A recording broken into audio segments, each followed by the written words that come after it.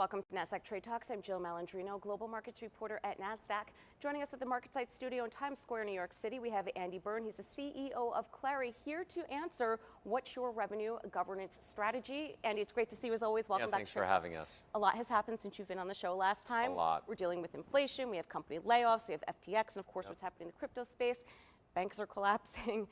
Public markets remain a bit shaky for retail investors, but you say there's a lot that companies can do to bring a level of predictability and stability back to quarterly earnings and markets. Yeah, well, I'll say what are companies doing, not what can they do. What we're seeing our customers do is they're implementing what's called revenue governance, a strategy that allows them to drive more efficiency, drive more growth, drive more predictability.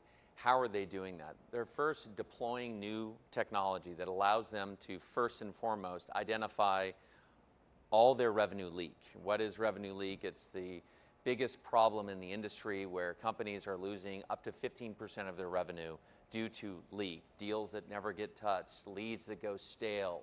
And what's happening is this leak that's driving $2 trillion worth of economic disaster as defined by Boston Consulting Group is a real opportunity in this environment for boards and executive management teams to drive revenue governance, which is driving more alignment, accountability, discipline, outcomes, controlling how they run revenue to go from what the industry thinks is pervasive revenue leak to total revenue precision, which is a company's ability to maximize their ability to generate revenue quarter after quarter. And that's happening across lots of great companies, and you see the results in earnings where it's not all doom and gloom out there, Jill, right? There's a lot of great earnings that are coming out, and there's a lot of great companies that are getting ready for this IPO window that will open up.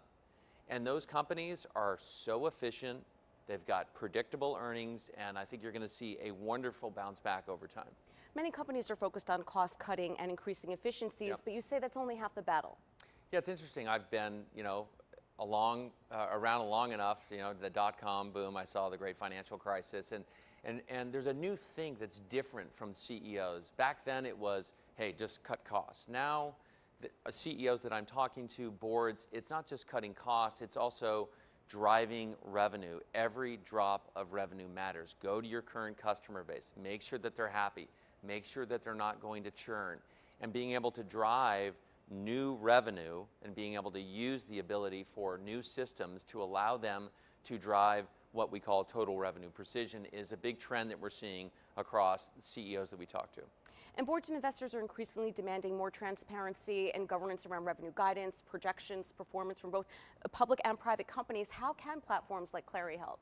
Yeah, so it's interesting. You think about governance as a word that hasn't actually been discussed in the revenue context. But if you think about just business in general, and you think about how boards are set up, we have audit committees, we have governance committees, and you think about all of the tragic things that have been happening from FTX to crypto to SVB. Now people are thinking about how can technology help us ensure that our fiduciary duty is being executed at a software level, at the revenue level. And if you look at the systems that they used to use, a CRM, Excel spreadsheets, business intelligence, the industry calls this the three-headed hydra. It's tough to use those discombobulated, disconnected systems to be able to govern how you run revenue and ensure for the retail investor that the number that's being called to the street on week 2 or week 3, the diligence has been done. And so the technology that's being deployed is ensuring that rigor, that discipline, that accountability equals repeatability, equals predictability, which means that you're going to have stable, up and to the right stock over time, and everybody wins. Customer wins, companies win, shareholders win. So that's a net of how people are using technology today to drive revenue governance. And of course, I have to ask you about the role of AI in all of this. I'm sure you hear this question all the time. How will fast-moving AI change how companies run their end-to-end revenue process while still maintaining that control and governance? Yeah, it's actually, in our industry, really powerful what's happening. We already announced what's called RevGPT, which is the ability for generative AI and large language models to eliminate time-consuming manual tasks for a sales rep, for a frontline manager, for a regional director, all the way up to the board. And if you think about what's happening, the industry is talking about, hey, what's our time to revenue? The time it takes for a company to get results from their revenue system. In the three-headed hydra, CRM, Excel, and BI, it takes them a lot of time to get an understanding of, is that deal going to close? For a manager to figure out, hey, across my 10 reps and they each have 10 deals, that's 100 deals. Where do I have risk? Where do I have upside? The time it takes to do that, the time it takes to roll up a forecast in a report to the board. Imagine if you can shrink that from what would take a day, that takes 30 seconds. What would take a week, that takes 20 minutes. So the ability to compress the time to revenue, to get results out of the system is powerful. And we're seeing in these moments, specifically a one-on-one with a rep, a pipeline inspection call with marketing, a forecast call that's happening with Asia Pacific.